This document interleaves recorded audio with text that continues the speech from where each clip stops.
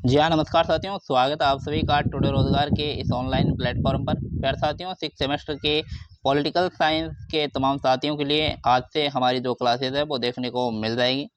एक क्लास हमने पहले भी अपलोड कर दी थी जिसके बारे में संपूर्ण जानकारी आपको देखने को मिलेगी।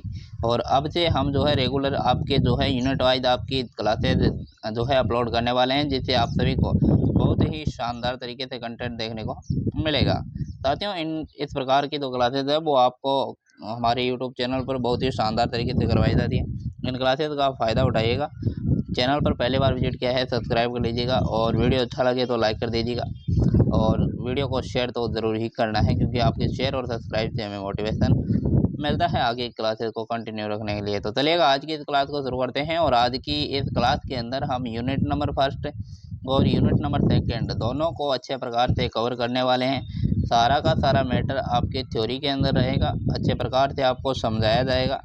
जहाँ भी आपको डाउट लगे कि यहाँ पर हमें समझ नहीं आया, आप कमेंट कर दीजिएगा, आपको जो है अच्छे प्रकार से समझा दिया जाएगा। बाकी कोशिश ये रहेगी कि कक्षा के अंदर ही पूरा का पूरा जितना भी हम पढ़ाए वो सारा का सारा समझ आ जाए। चलिएगा आज की इस क्लास को शुरू करते हैं। देखिए साथियों, आपके यूनिट नंबर सेकंड जो है आपके फर्स्ट दे रखी है संयुक्त राष्ट्र संघ, जिसमें संगठन, उसकी कार्यप्रणाली और आलोचनात्मक मूल्यांकन के बारे में आपको यहाँ पर जो है जानकारी देनी है। देखिए यहाँ पर बात करते हैं, इसके परिचय से हम शुरू करेंगे। देखिए परिचय है कि द्वितीय जो विश्व युद्ध हुआ था उसके दौरान विश्व में शांति एवं सुरक्षा स्थापित करने के लिए एक प्रभावी अंतर्राष्ट्रीय संगठन की क्या पड़ी आवश्यकता जो है अनुभव की गई। और इसी उद्देश्य से 24 अक्टूबर 1945 की को जो है संयुक्त राष्ट्र संघ यानी यूनाइटेड नेशनल्स ऑर्गेनाइजेशन यानी यूएनओ के द्वारा जो है यूएनओ की क्या की गई थी, यहाँ पर स्थापना की गई थी। यूएनओ की स्थापना कब हुई? 24 अक्टूबर 1945 को हुई थी। या आपके रेगिस्तान के अंदर या फिर एमसीक्यू के अंदर भी आ सकता है। इसका मुख्यालय जो है न्यूयॉर्क के अंदर है, ये तो एमसीक्यू के अंदर डेफिनेटली देखने को मिल सकता है। संयुक्त राष्ट्र का प्रमुख उद्देश्य अंतर्राष्ट्रीय शांति एवं सुरक्षा बनाए रखना, राष्ट्रों के बीच मैत्रीपूर्ण संबंध विकसित करना तथा आर्थिक, सामाजिक और मानवीय समस्याओं के समाधान में अंतर्राष्ट्रीय सहयोग बढ़ाना इसका क्या रहा है? प्रमुख उद्देश्य रहा है। देखिएगा ये प्रमुख जो है परिचय के अंतर्गत जो जानकारी है वो बहुत ही महत्वपूर्ण रहती है, क्योंकि यह जानकारी सबसे ज़्यादा पूछने की संभावना भी रहती है। नेक्स्ट यहाँ पर देखिएगा संयुक्त राष्ट्र संघ की स्थापना की पृष्ठभूमि देख लीजिए। प्रथम विश्व युद्ध के बाद स्थापित राष्ट्र संघ की असफलता, द्वितीय विश्व युद्ध की भयंकर यहाँ पर तबाही, विश्व शांति और सामूहिक सुरक्षा की आवश्यकता देखने को मिली। राष्ट्रों के बीच सहयोग और विवादों के शांतिपूर्ण समाधान की आवश्यकता हुई, और मानवाधिकारों तथा स्वतंत्रता की रक्षा की यहाँ पर आवश्यकता हुई। और 1 जनवरी 1942 को 26 राष्ट्रों ने आपके जो है डिक्लेरेशन बाय यूनाइटेड नेशंस से पर हस्ताक्षर किए थे। इसके बाद सैन फ्रांसिस्को सम्मेलन 1945 में संयुक्त राष्ट्र के चार्टर में अंतिम रूप यहाँ पर जो है चार्टर को जो है अंतिम रूप दिया था। 24 अक्टूबर 1945 को यह संगठन जो है अस्तित्व के अंदर आ गया था। नेक्स्ट बात करते हैं संयुक्त राष्ट्र संघ का संगठन किस प्रकार से देखने को मिला है, इसकी हम बात करते हैं। देखिएगा यहाँ पर संयुक्त राष्ट्र संघ का संगठन। महासभा क्या है? देखिएगा महासभा संयुक्त राष्ट्र का प्रमुख विचार विमर्श करने वाला अंग है। इसमें सभी सदस्य राष्ट्रों को प्रतिनिधित्व प्राप्त है और प्रत्येक सदस्य को एक मत प्राप्त होता है। सुरक्षा परिषद क्या है? देखिएगा सुरक्षा परिषद अंतर्राष्ट्रीय शांति सुरक्षा संबंधी सबसे महत्वपूर्ण संस्था है। इसमें कुल 15 सदस्य हैं, जिसमें 5 अस्थायी होते हैं और 10 अस्थायी होते हैं। अस्थायी सदस्यों को जो है वेटो शक्ति यहाँ पर क्या होती है? प्राप्त होती है। और अन्य जो आपके अंग हैं उसकी बात कर लेते हैं। आर्थिक एवं सामाजिक परिषद अंतर्राष्ट्रीय सहयोग को यह बढ़ावा देती है। अंतर्राष्ट्रीय न्यायालय मुख्य हेग नीदरलैंड में है, ये जो कानूनी विवादों का समाधान करता है। सचिवालय जो है प्रशासनिक अंग है, जिसका मुख्य प्रमुख जो होता है महासचिव होता है। न्याय परिषद इसकी जो है गतिविधियां लंबे समय से निलंबित है। नेक्स्ट बात करते हैं संयुक्त राष्ट्र संघ की कार्यप्रणाली की।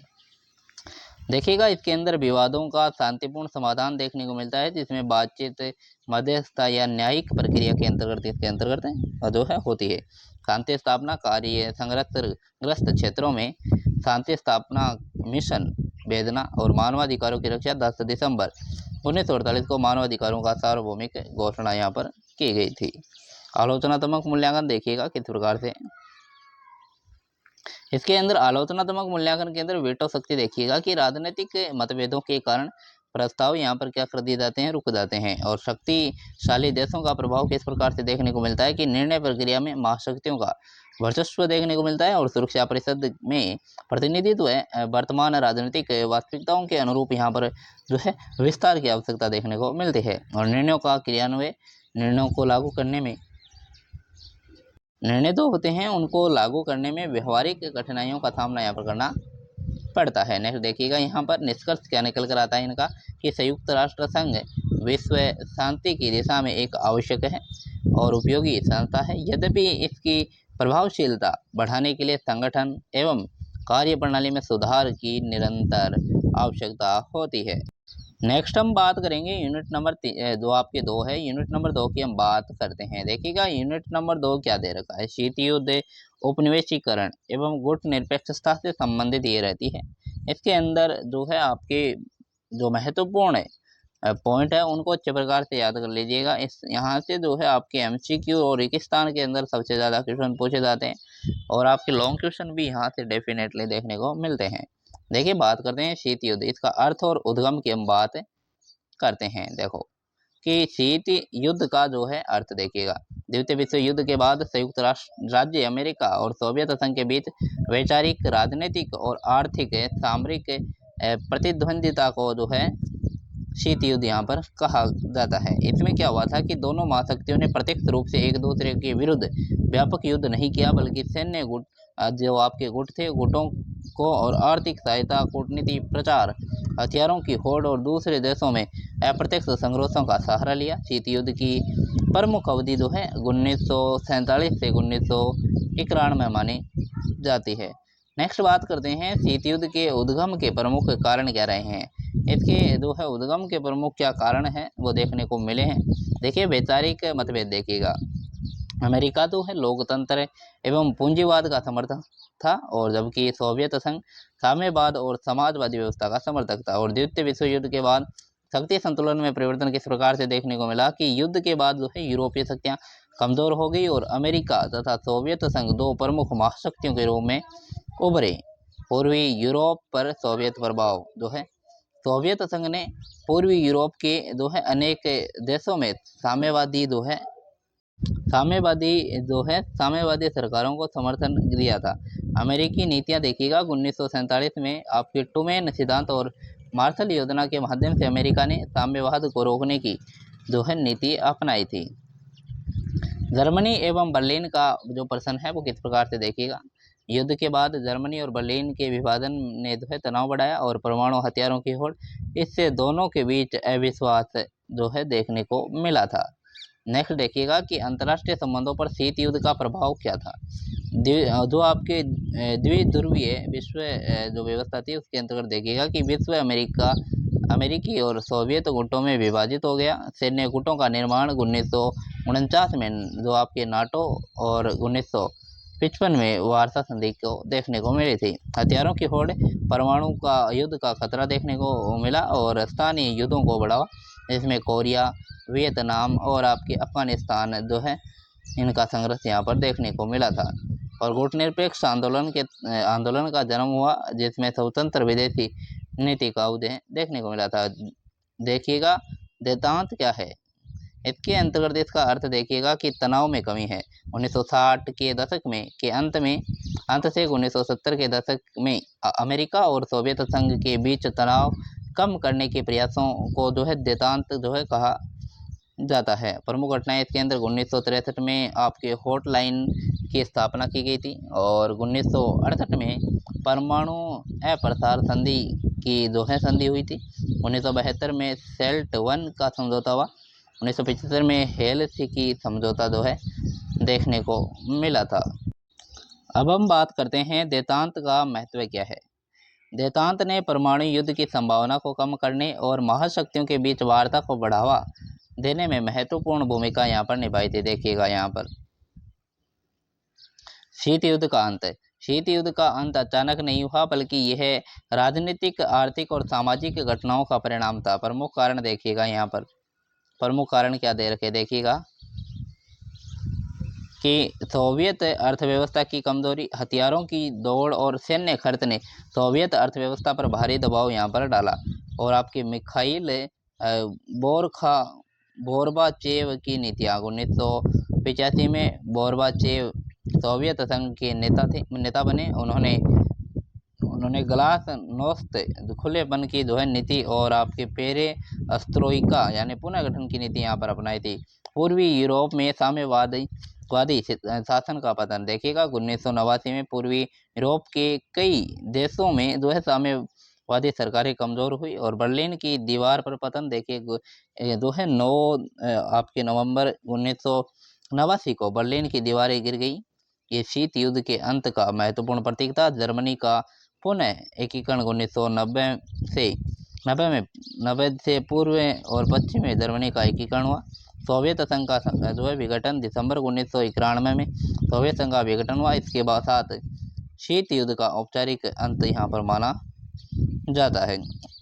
परिणाम देखिएगा इसका क्या देखने को मिला था। शीत युद्ध के अंत के बाद अमेरिका विश्व की प्रमुख महाशक्ति बनकर उभरा और अंतर्राष्ट्रीय व्यवस्था में महत्वपूर्ण परिवर्तन देखने को मिला था। विउपनिवेशीकरण देखिएगा, विउपनिवेशीकरण अर्थ इसका देखिएगा एशिया और अफ्रीका की वे देश जो यूरोपीय साम्राज्यवादी शक्तियों के अधीन थे, द्वितीय विश्व युद्ध के बाद स्वतंत्र हुए और इस प्रक्रिया को विउपनिवेशीकरण कहा जाता है।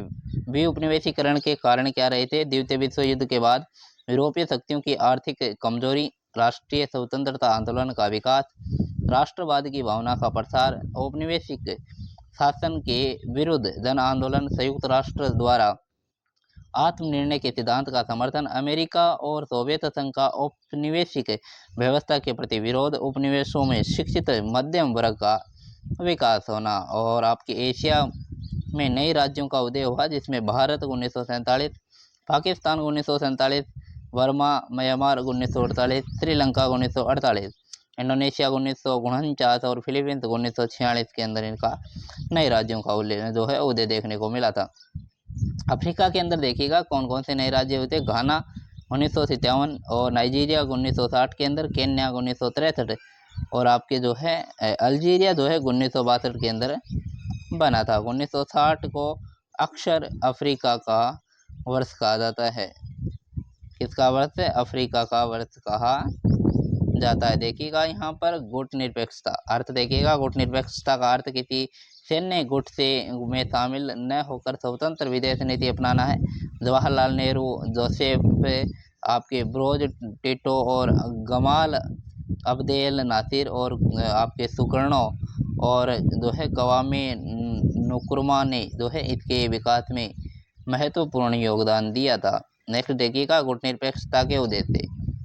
इसके उद्देश्य देखिएगा कि स्वतंत्र विदेश नीति अपनाई गई, विश्व शांति, उपनिवेशवाद का विरोध किया गया और नस्लवाद का विरोध, निरस्त्रीकरण, आर्थिक विकास, संप्रभुता को और समानता यहाँ पर जोर दिया गया था। नेक्स्ट देखिएगा कि गुट निरपेक्षता की विशेषताएं देखिएगा कि किसी सैन्य गुट का अस्थायी सदस्य न बनना, स्वतंत्र विदेश नीति, साम्राज्यवाद एवं उपनिवेशवाद का विरोध, शांतिपूर्ण सह अस्तित्व का समर्थन यहाँ पर करना था। नेक्स्ट यहाँ पर देखिएगा कि गुट निरपेक्षता की प्रासंगिकता।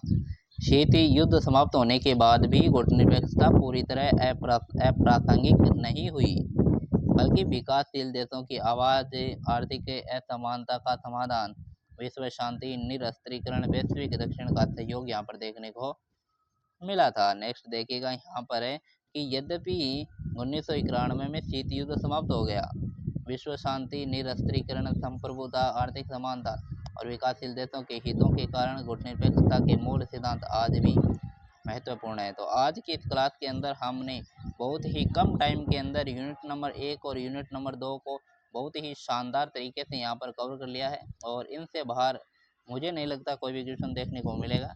बाकी कम समय के अंदर और बेहतरीन कंटेंट के साथ आपको हमने जो है तैयारी करवा दी है। यूनिट नंबर फर्स्ट और सेकंड को दोनों को अच्छे प्रकार से आपको समझा दिया गया है। अगली क्लास के अंदर यूनिट नंबर 3 और यूनिट नंबर 4 को बढ़िया तरीके से पढ़ेंगे और 5 को भी कोशिश करेंगे उसी के अंदर शामिल करें ताकि आपके टाइम का बचत हो सके। चलिएगा, आज की ये क्लास यहीं पर समाप्त करते हैं। मिलेंगे अगली क्लास में, तब तक के लिए जय हिंद जय भारत। चैनल पर पहली बार विजिट किया है सब्सक्राइब कर लीजिएगा। चलेगा, मिलेंगे अगली क्लास में।